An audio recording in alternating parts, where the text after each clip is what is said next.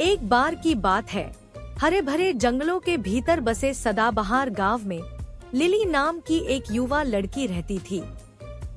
Lily अपनी असीम जिज्ञासा और साहसिक भावना के लिए पूरे गांव में जानी जाती थी।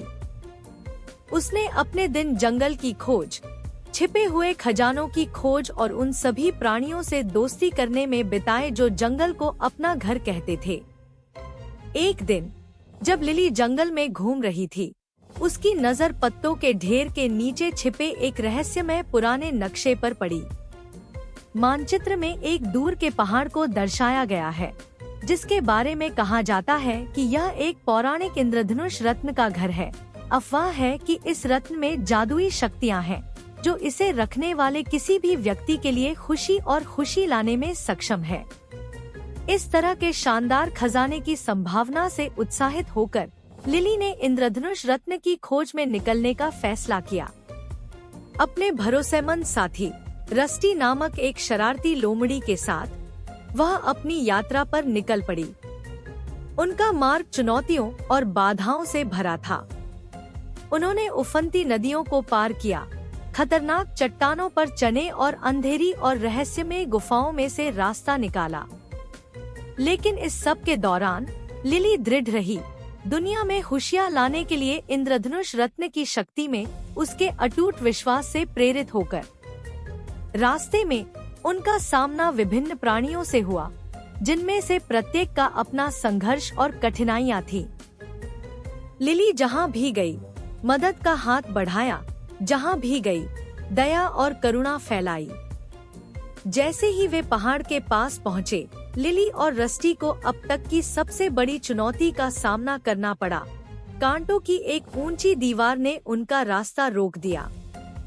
निडर होकर लिली ने अपनी यात्रा में सीखे गए सबक को याद किया कि साहस, दृढ़ता और थोड़ी सी दयालुता के साथ कुछ भी संभव है।